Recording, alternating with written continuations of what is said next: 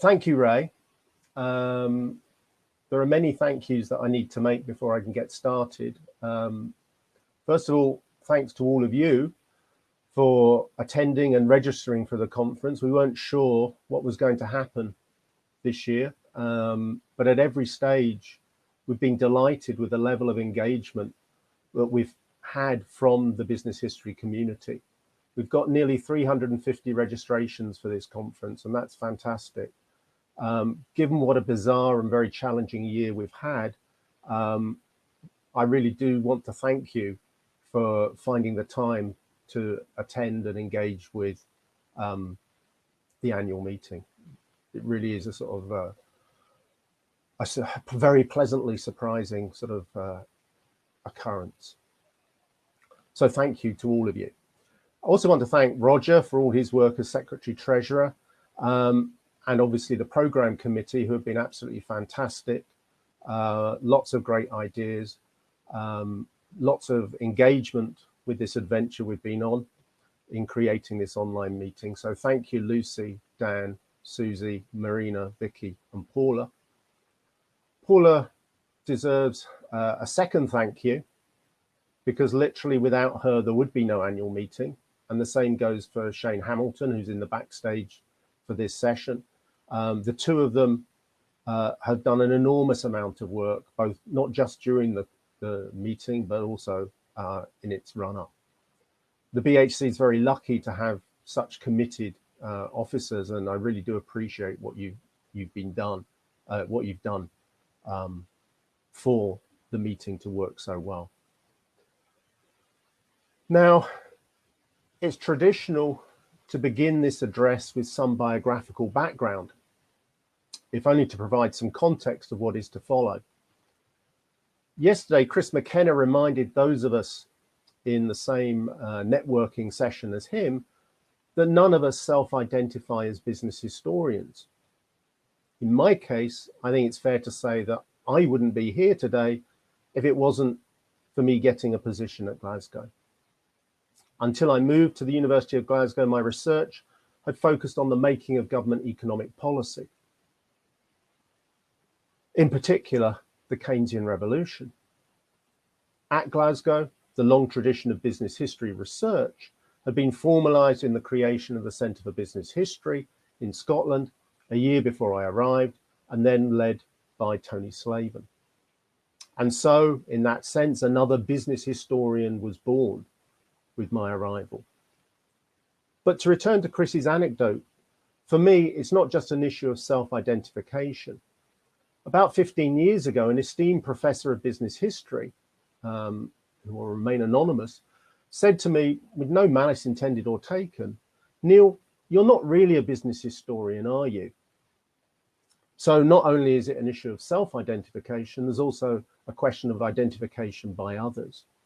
But today, in front of you, I'm happy to swear my oath of allegiance to business history, and I only hope that what follows matches that oath of allegiance.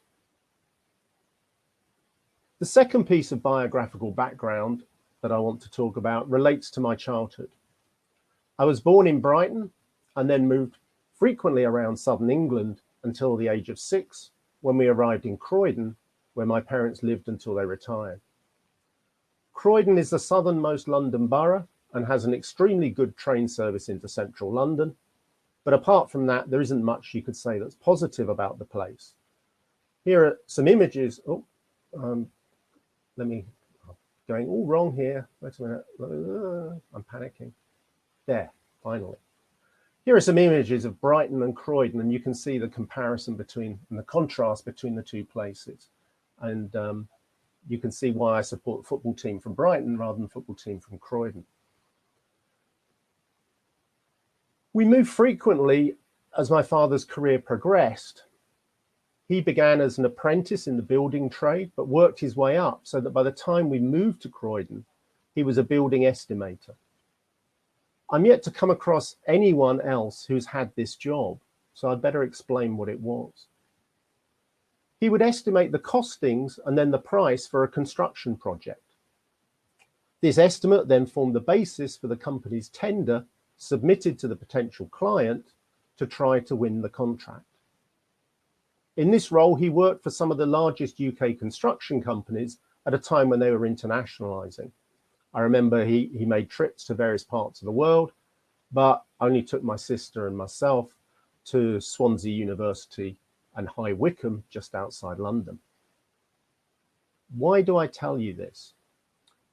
Looking back on his anecdotes about his job in the industry, it's clear that economic power and political power were strongly evident.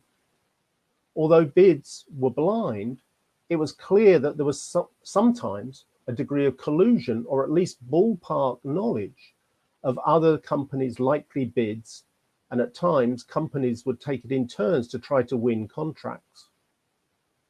It was also an industry in which incomplete contracts predominated. On a project, my father would have an ongoing working relationship with architects, subcontractors, and the clients on the project, often being involved in follow-up meetings as the building specification changed, or simply to catch up on the developing cost of the project, but always where there was an ongoing negotiation between the client, the architect, the contractor, and the company, the construction company. All of this is evidence of economic power, but it also merged into political power. The industry famously kept a shared blacklist of workers linked with trade unions or the left, and employed the right-wing group, the Economic League, to spy on suspect workers. When the Economic League was closed down, the construction industry responded by creating its own organization to carry out these functions, and which operated from the 1990s until 2009, and for which the industry has just paid out compensation to some of those workers blacklisted for over 20 years. More generally, the industry was known for strongly supporting right-wing or neoliberal think tanks, and also various other similar activities. Unsurprisingly, it had close links with the Conservative Party, but it was also very active in the Confederation of British Industry, the CBI, the main peak-level representative body of business in the UK. The industry often promoted the CBI to push infrastructure projects as an area for further public investment. When threatened with nationalisation in the 1970s, my father, like other employees, came home with a sticker for his company car and various balloons advertising the merits of the industry.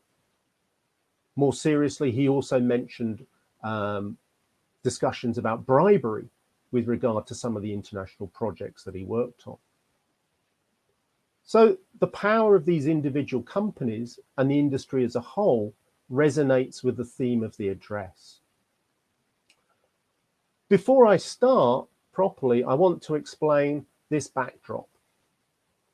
It's one of the ballrooms in the Western Book Cadillac Hotel in Detroit, where we would have been tonight for the dinner had it not been for the pandemic. Hopefully we'll be there in 2 years' time. And so I just thought I'd put this slide up whenever there's a break in the slides to help us think about better times. And you can, when it gets boring, you can imagine what you might be eating and who you might be talking to. So I can now turn to the subject of today's address. Typically, after much self-debate, I ended up with the title, as you can see, The Vast and Unsolved Enigma of Power, Business History and Business Power. There were many similar such phrases about power I could have used, but this one is from Adolf Berle. And I was tempted to use one of his other quotes, which is as an alternative title. Power, next to sex and love, is perhaps the oldest social phenomenon in human history. But I thought it might give you a misleading impression of what's to follow, so I bottled it, basically. But this alternative title does link better to the person, other than myself, most to blame for this topic. That is this man, our esteemed Prime Minister Boris Johnson, who certainly loves power and seems to love sex too. So why Boris Johnson? Why has he the person who has had the most effect in getting me to decide this topic. In June 2018, when he was then Foreign Secretary, he responded to concerns raised by business about Brexit with the immortal phrase, F business, prompting these headlines. Basically, there was an element of shock about him being so explicit in his language about what he thought about business at that time. And it also resulted in this cartoon, which won the UK Political Cartoon of the Year award for that year. Although the joke may get lost on some of you with who are a non-UK audience, and you may want to find someone from the UK to try and explain it to you. Sorry, I'm getting carried away. A source close to Johnson subsequently elaborated that he had been misheard. He was actually attacking the lobbying groups like the CBI. And certainly since becoming Prime Minister, he has deliberately snubbed the organisation on a number of occasions. But the same can also be said for his attitude to business more generally, even though he would protest against that. Even the City of London got nothing like the relationship with the EU that it wanted in the post-Brexit negotiations. So we have, on the one hand, this situation where the now Prime Minister is quite open in saying that business doesn't matter, particularly the lobbying groups of business, whereas in the UK and elsewhere in the world, the common belief is that business is dominant. Its power out of control, particularly in the case of big business and multinationals. Nor is this limited to popular opinion, as these books well illustrate from their titles. Some may be polemical, but others are serious works by established senior scholars. Stephen Wilkes, down in the left-hand bottom corner, is not only one of the leading scholars of business regulation in the UK, but also served as a member of the UK Competition Commission for 8 years. The preface to his book is telling but typical. I apologise, this is a long quote, but I think it sets out his position very clearly. In 1974, when I first became intrigued by the power of business corporations, and particularly by their ability to wrest concessions from national governments, it seemed perfectly possible to bring these concentrations of economic power under democratic control. Now, I'm not so sure. It seems to me that many of the democratic gains fought for so heroically over the last 150 years was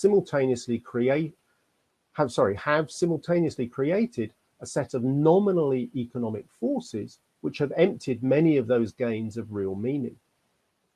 The truly worrying prospect is that those forces, call them corporate capitalism, managerial dominance, or simply corporate power, have created new autocrats immune from effective popular control. Business corporations are often creative and can be brilliant and enriching, but their economic and cultural achievements cloak their ability to dictate political choices. This is far from an original insight. As business historians, we well know the accuracy of that final sentence, especially for the United States, with the cacophony of calls for action against business powers during the Gilded Age and subsequently. The exercise of business power is evident in many areas of business history, from business lobbying and interest groups through multinational interactions, from monopolies and cartels, through to the study of business networks.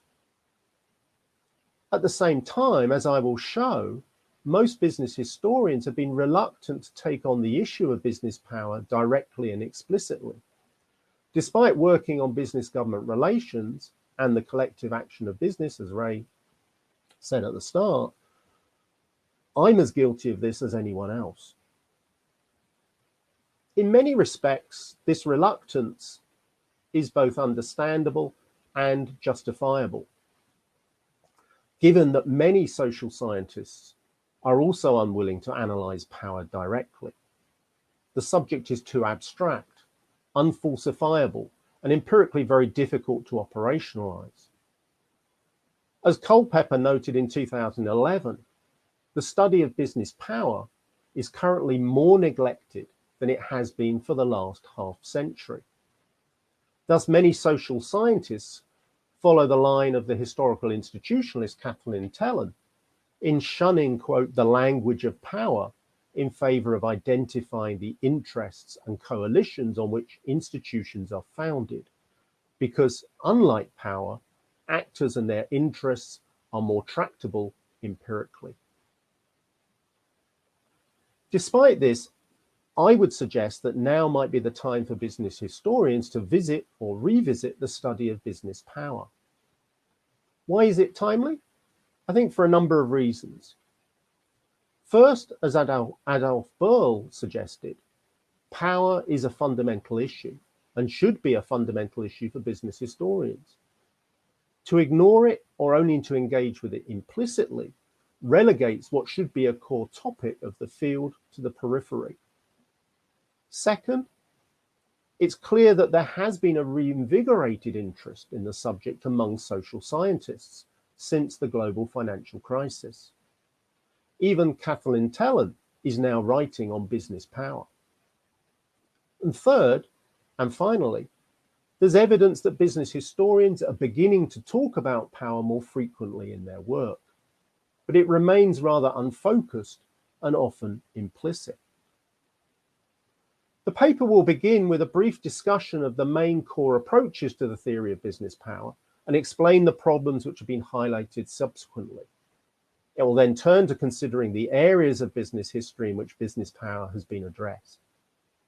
The third section outlines some of the main recent developments in the social science literature which have emerged with the reinvigoration of interest in the topic of business power.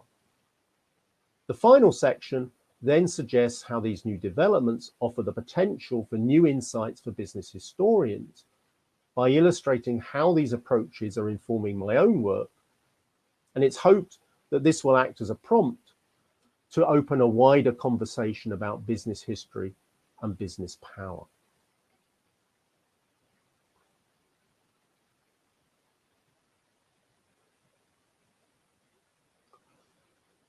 So, theories of power and business power.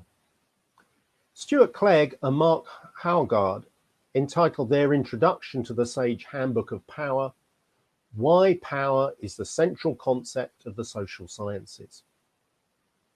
They're not alone in making this type of bold statement. Others emphasize its centrality to organizational studies, to political science, and to research on international relations. Nor is this simply a recent view.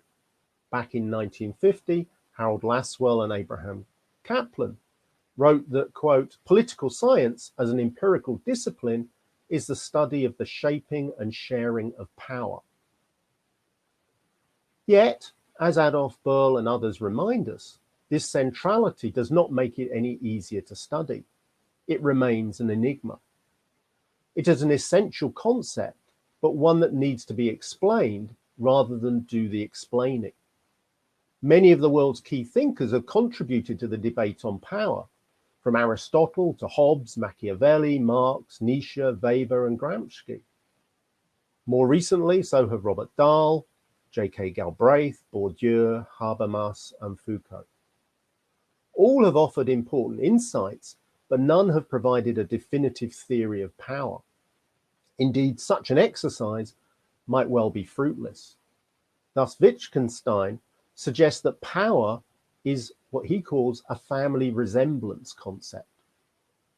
Such concepts don't share a single unifying characteristic, but like members of a family, embody a cluster of concepts with overlapping characteristics. With no single definition covering all usages, meaning is defined by the particular context in which it is used and changes significantly in different contexts. Nevertheless, although a minority view today among power theorists, There is a common and resilient view of power as domination or control, in which coercion and the exercise of power is key, what is often referred to as power over or control over.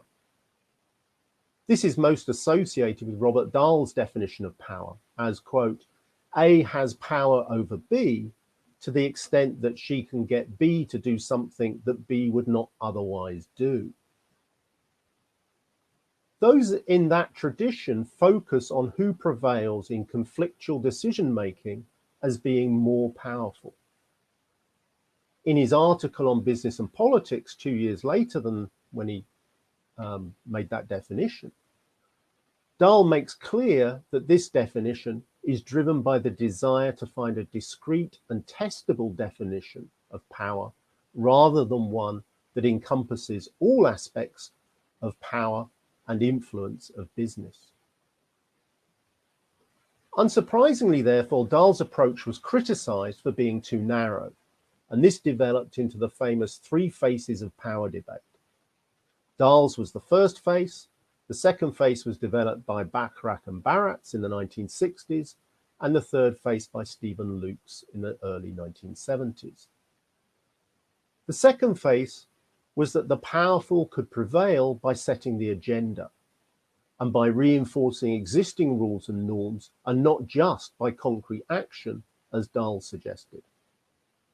Lukes then broadened the argument further by highlighting how power shapes the way in which people perceive their wants, desires, and interests, how people come to accept the existing order, what he called power's third face. Significant as this debate was in expanding conceptions of power, much empirical research continued to rest on Dahl's position because it was empirically the easiest to test. This is most visible in the vigorous debate in the US from the late 19th century over the power of business. As big business grew, so did its economic power. And as we well recognize, the tentacles of big business enveloping US political institutions is a common metaphor for the period, as was the notion of the government as a puppet in the hands of big business. However, it wasn't just an issue of economic scale. As Berlin Means famously illustrated, it was also that this economic power was in the hands of a management class divorced from ownership. This first Google Ngram shows how significant the issue of business power, actually when it comes to its corporate power, which is the most commonly used, was relative to other topics in terms of usage of these key terms. So corporate power, business power, power of business, and power of corporations.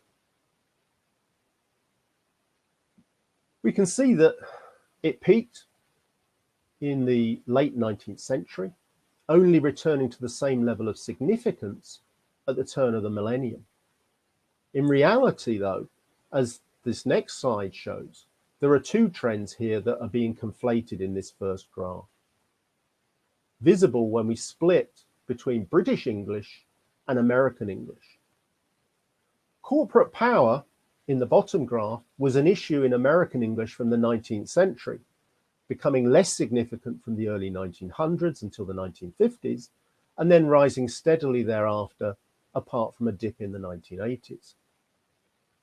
In sharp contrast, it is not an issue in British English until the 1960s, but has risen very rapidly since then, and is now actually at a higher percentage than in American English. Concerns about business power and its implications for US democracy reappeared after the Second World War. Seminal here was C. Wright Mill's The Power Elite, published in 1956. And as the Ngram shows, it's just at that time that writing about business and corporate power began to take off again. This seminal contribution sparked continuing interest in the issue of national elites and the role of business in them, but also more generally in business power. However, criticisms of such examples of instrumental business power began to appear at the same time, or shortly after. Crucial here was the acknowledgement that power could exist without such intentional action, that is, in the form of instrumental power. And this opened the way for the development of structural concepts of power, and structural business power was one of the key areas where the concept developed. Two separate literatures emerged, both arguing that instrumental power, like elite access and lobbying, were insufficient explanations of the privileged position of business in society. Both promoted the idea of structural power, that this position reflected the structure of capitalism and the special position of capitalists in that. One represented a Marxist position, the other centered around Charles Lindblom's Politics and Markets, published in 1977. Lindblom famously argued that business had a privileged position in society because government depended on business to deliver employment, growth, and economic success. Failure to deliver this positive economic outturn would politically harm the popularity of the government, and so governments would give special attention to the needs and wants of business. Reductions in investment or awareness of that a possibility represented the structural power of private business. And governments would factor this into their policy making automatically. Business power did not therefore rest solely on the tools of instrumental power such as lobbying and campaign financing. However, just as there were problems with instrumental power, so there were problems with structural power too. The problems were, if anything, greater. First, there was a problem of being overly abstract, and with that, the difficulty of empirical falsification. How did one show that structural power had occurred or not? In this respect, structural power was like the elephant in one of those old elephant jokes.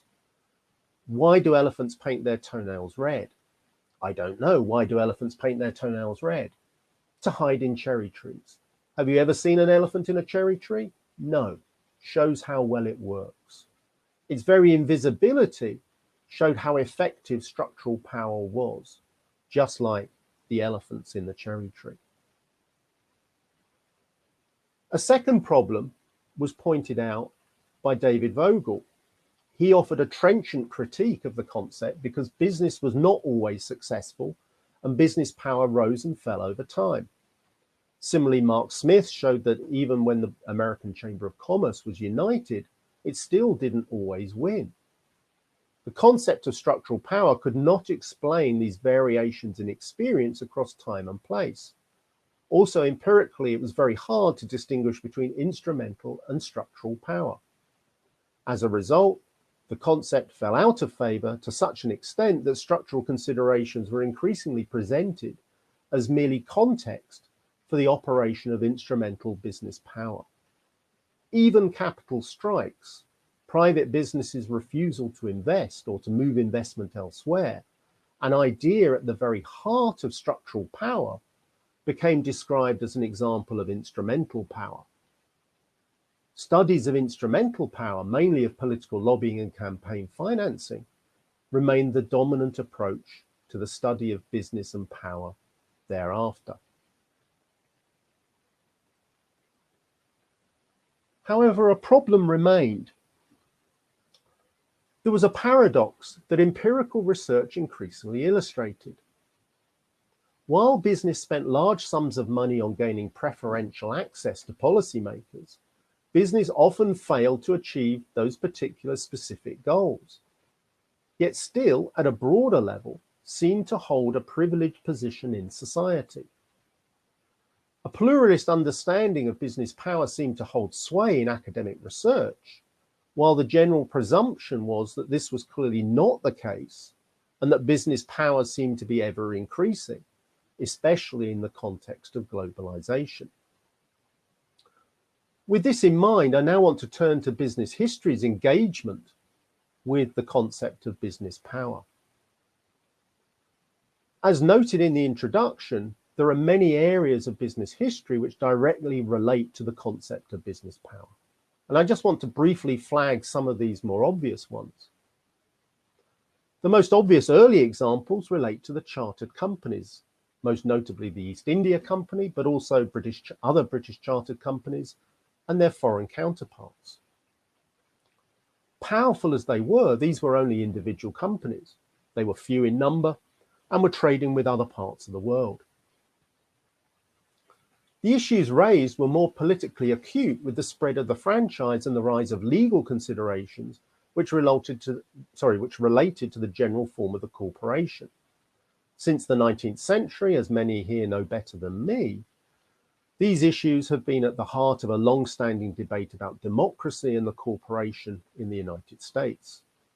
Unsurprisingly, this has spawned an extensive literature in business history, most notably in recent years Naomi Lamoureux and William Novak's edited collection Corporations and American Democracy, and Laura Phillips Sawyer's American Fair Trade, but also many other noteworthy contributions which have developed our understanding of corporate governance and regulation more generally. As Richard John has reminded us, Alfred Chandler believed the relationship was so adversarial in the US because big business preceded big government in a way not found elsewhere in the world. Nevertheless, historiography on the regulation of business and corporate governance in other countries has developed markedly in recent years. We've also seen historical studies of business elites, both nationally and transnationally, and a huge literature on multinationals. Many of these works are underpinned by assumptions about power and its distribution, and in the case of multinationals, often have a clear political dimension to their narratives. Usually these consider the relations between the company and the host nation government, but some consider relations with the home government too. Some point to the power of multinationals, others highlight issues of political risk. Finally, there are the more directly instrumental acts of business power studied, most obviously in the form of lobbying. Here, the works of Ben Waterhouse, Jennifer Delton, and Kim Phillips Fine stand out. But again, there are many more. Whether they look at the case of lobbying or business support from right-wing movements and think tanks as part of campaigns against perceived excessive state interference in business people's ability to operate in a world of free enterprise. There is an equivalent literature dealing with lobbying of the institutions of the European Union and its predecessors and of national governments beyond the USA. So this is just a brief illustrative list of some of the areas of business history which are clearly underpinned by some notion of business power. In other words, business power is a relevant concept to much existing business history research. And this is without even touching upon other obvious aspects of business in which power relations are key, such as employer-worker relations, gender, race, imperialism, for example. The point I wish to emphasize at this stage is that power is dealt with implicitly and indirectly in the vast majority of this historiography, is if it's dealt with at all. Like many social scientists, business historians seem reluctant to face the concept of business power head on. Indeed, I'm surprised at just how infrequently it has been the focus of work in the field. And just to illustrate this point, I want to show you three tables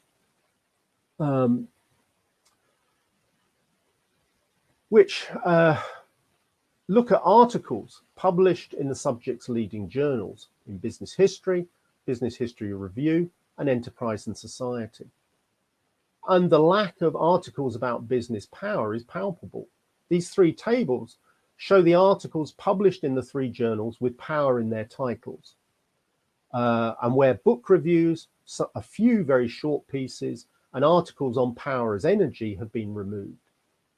Each covers the whole period of the journal available online and using the search term power.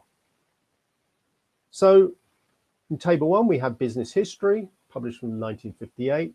We have 9 articles. Business History Review, published from 1926. This includes its predecessor journal, 11 articles. And then Enterprise and Society, since 2000, 8 articles. So on this evidence, power is not a key concept in business history research. And personally, I was astonished at just how few articles there were. I'd expected there not to be many, but I thought there would be more than that. Similarly, this figure reproduces one of the word clouds from Ed Balanson's presidential address last year. I thank Ed for allowing me to use it. In the word cloud on the left, power doesn't appear at all as one of the most common words used in the titles of BHC conference papers from 2000 to 2009. On the right, it remains relatively small for the period 2010 and from 2010 to 2019. Nevertheless, Ed's point was to show how state-business relations was one of the emerging fields of research in business history. It's clear that in all 3 journals and in the conference paper titles, that power is beginning to appear in titles more frequently than previously, though from an exceedingly low base. So if we go back to these tables, we can see that many of the articles in all 3 of the journals are relatively recent publications where power has started to be used more directly in the titles of the research.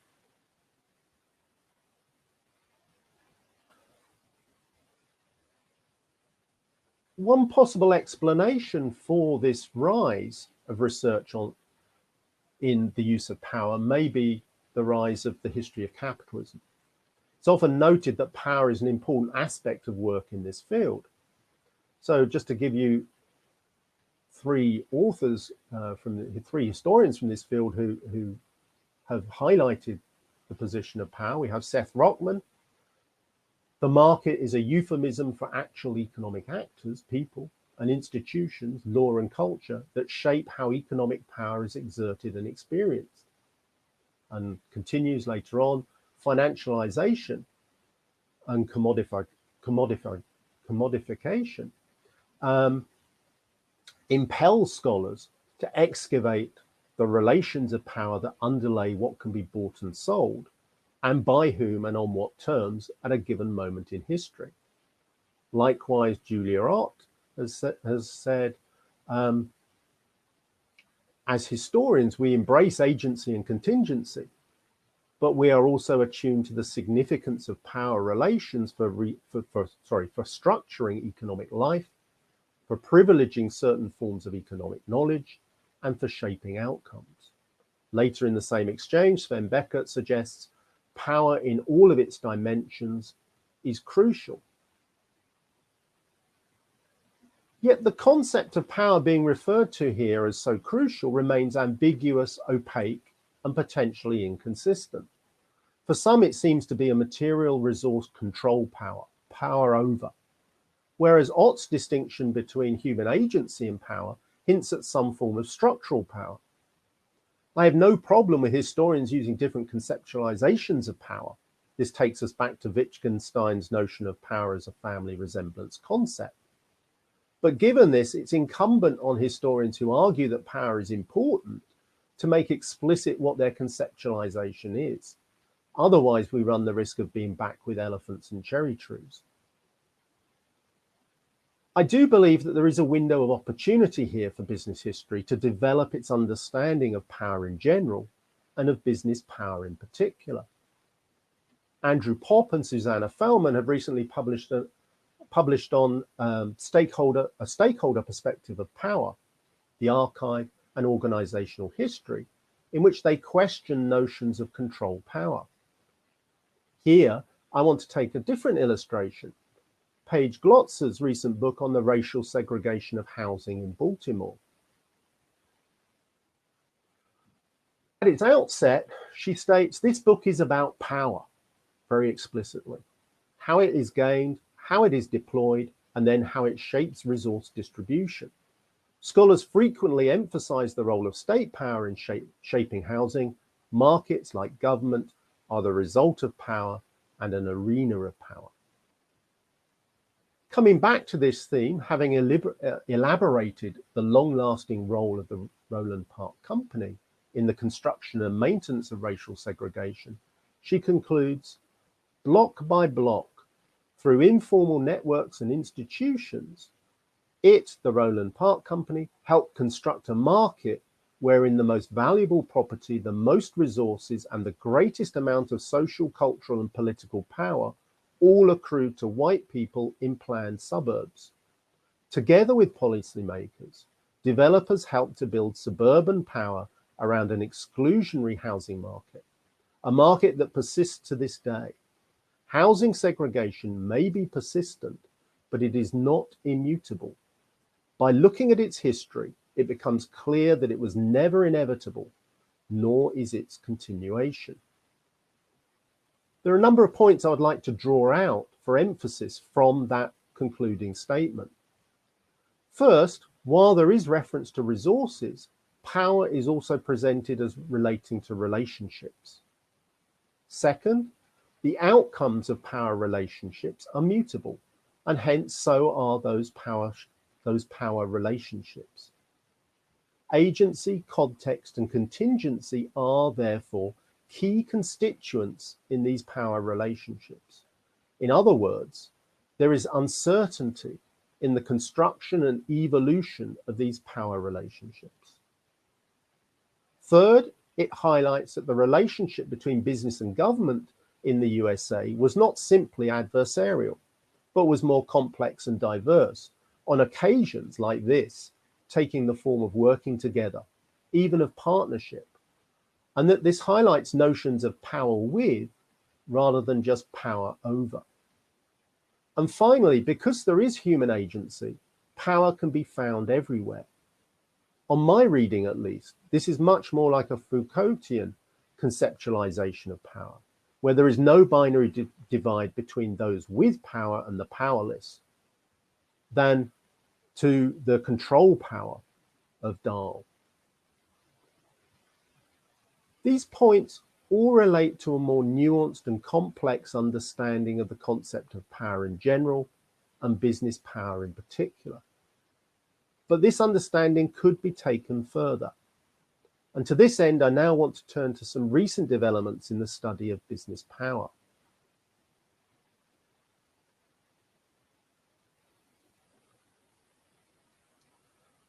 I'm very aware that these are only one or two strands of a much larger literature, but these are the ones that relate closest to my own research field of business government relations, and which I have found the most helpful. I begin with Clarissa Hayward's critique of the three faces of power debate, and which also draws on Foucault's work. In this, she says we should define power not as an instrument some agents use to alter the independent actions of others, like Dahl and, as I say, the three faces, but rather as a network of boundaries that delimit for all the field of what is socially possible. To deface power is to emphasize that social boundaries to action circumscribe all social action. Mechanisms of power, boundaries that by my view include but are not limited to institutional rules, norms, and procedures, define and delimit fields of action. They do so not only for those who seem powerless, but also for apparently powerful agents. Significantly, she then adds, power relations might, to a greater or lesser extent, enable those they position to act in ways that affect their constitutive boundaries. Students of power should consider the extent to which and investigate the ways in which particular relations of power enable and promote this social capacity for action upon boundaries to action. In other words, power defines the range of possibility, but the actors have scope within those boundaries to take actions which shift those boundaries, depending on their creativity and agility in finding innovative ways of changing those power relationships. This means an uncertain world and the possibility of unexpected outcomes. Here we have human agency, contingency, and diversity of outcome. We also need to think about the potential diverse forms of power relationship beyond power over, to add power to and power with, and to be thinking about mutual or reciprocal dependency type relationships.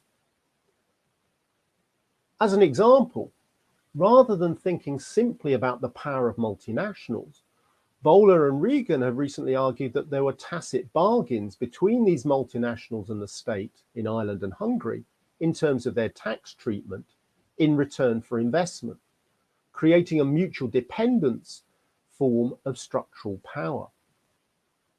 The interdependent approach to power has been important in the reinvigoration of research on structural business power. Hacker and Pearson started this in 2002, but it really only took off after the global financial crisis and the reconsideration of business structural power in the light of the bank bailouts and too big to fail, and also in the light of globalization. Structural power, as seen today, is very different from the overly abstract and general concept put forward by Lindblom in the 1970s. It is variable, not constant, depending on context. It is a signaling device rather than something that dictates government policy. And business within this viewpoint is not seen as monolithic. The mediating role of perceptions of structural power is also now seen as important, introducing ideas like perceptions of business confidence. One significant way in which structural power is seen to vary is the political salience of the issue, as highlighted by Culpeper in his influential book, Quiet Politics and Business Power, published in 2011, and whose approach has already been found helpful by some business historians. He argues that if an issue has low traction with the public, what he calls quiet politics, then business is more likely to be able to achieve its goals. If, however, the issue has or becomes popular concern, then becomes a popular concern, then life becomes harder for business. This relates to a third element of business power, which is sometimes suggested, that is discursive power. And it is, in that sense, it's akin to sort of ideational power. Actors, including business, have the ability to influence policy through lobbying the public in order to frame a debate. If business can establish a dominant public discourse, governments are likely to respond with more business-friendly policies. The ability to achieve this will vary across countries and sectors, as well as over time. Finally, Kathleen Tellon proposes a further type of business power, that is institutional business power. This power comes from business's role in the provision of key public goods and services, which it provides following delegation by government, by deregulation, or by its own accretion. Over time, government becomes ever more dependent on private provision of these goods and services. And although relating to contemporary developments, I can see potential applications of this idea to the private chartered companies in the way in which they're able to maintain their monopolies.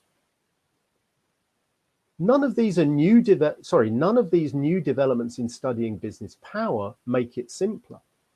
Nevertheless, in drawing out issues of mutual dependencies, attempting to address contextual differences, contingency and uncertainty, I would argue that we start to see a framework which is more likely to appeal to historians. There is the possibility of a more nuanced understanding of the factors involved in explaining the nature and extent of business power in different settings. It also means that narratives can move beyond rather one-dimensional accounts of adversarial relationships between business and government, though these remain a key element of the story. Significantly, one article revisiting Culpeper's work compares the role of business in the 1975 and 2016 referenda in the UK on EU membership. The history in this article isn't great, but the piece does show effectively how these conceptual advances can be insightful, notably in this case highlighting the impact of changes in the coordinating ability of business and its legitimacy over time. And in this spirit, I'd like to illustrate how these new approaches are helping me in my own research as a way, hopefully, to stimulate a more explicit engagement with business power by other business historians. And I want to talk about three cases briefly. The first relates to the action of British clearing banks to the threat of nationalisation in the 1970s. This is work with Vicky Barnes and Lucy Newton, which I've been sitting on for far too long, and I just want to show them that I haven't forgotten about it. In this case, we can see how the clearing banks moved from a position where they relied on the Bank of England to represent their interests to government, to represent their interest to government, to one where, faced with the perceived existential threat of nationalisation, the banks embarked on discursive campaigns with the public, bank staff and consumers to highlight the bank's contribution to society. This was complemented by a raft of lobbying activities of MPs and ministers, while also exploring the possibility of moving assets and activities out of the UK. Thus, there is a move from a rather general form of structural power to more instrumental and discursive business power. This prompts questions about the way in which business perceives its power and the extent to which it's aware and able to adjust its power relationships. Also, in relation to Culpeper's ideas about quiet politics, the banks had a clear preference for such an approach, but regarded a public campaign to raise the salience of the issue as its nuclear option, if nothing else worked. The second case relates to the Confederation of British Industry and Margaret Thatcher. The conventional account here makes clear Thatcher's dislike of the CBI, which she regarded as a body tainted with 1970s corporatism. The CBI was, it's commonly argued, cast to the political periphery with very little access to, let alone influence on, the government. However, it's clear from Margaret Thatcher's appointment diaries and other sources that she continued to meet the leadership of the CBI in private and intimate meetings on a frequent basis. I argue that this was because the government had to rely on the CBI to achieve wage restraint, and that the government had to provide regular access in return. But there was also a second element here to this interdependent relationship. The CBI's survey of business confidence was the key guide to business sentiment, and its results were reported widely in the press.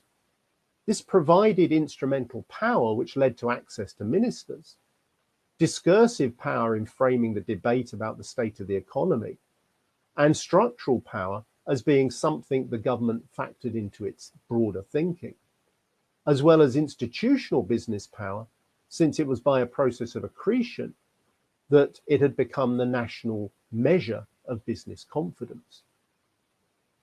Adopting a business power perspective has helped me gain insights I'd previously missed in this case, but also highlights the remaining difficulty for empiricists in distinguishing between different types of business power.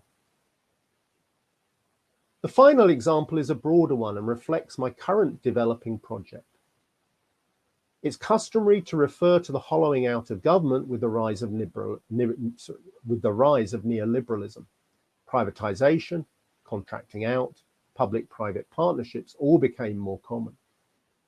But in the British case, and I think more widely, this trend began earlier and was part of a wider movement whereby in all sorts of government activities, private business began to develop growing influence. This took multiple forms involving business actors, business ideas, and business methods. For example, before the 1980s, we see the emergence of the use of management consultants in government from the 1960s. a growing sense of the revolving door as a normal experience for retiring government officials, the appointment of business people to key advisory roles at the heart of government, the development of secondments into business for bureaucrats and vice versa for business people, private meetings between leading business people and their equivalents in the civil service, and shared common training programs at a junior level aimed to increase mutual understanding, but also to create lasting social networks. Some of these developments provided straightforward opportunities for lobbying and are evidence of instrumental power, but there is something more general here too. Other parts of society did not get treated in the same way, and feedback effects only strengthen that position within government, such that the boundary between the private and the public becomes ever more fuzzy. As a result, we get some understanding of how Boris Johnson can dismiss business concerns on the one hand, but hand out lucrative contracts with little oversight to private companies on the other. So, to conclude, I've touched on only a few strands of the literature on power by focusing on business power and the political dimensions of the subject. There is much more out there.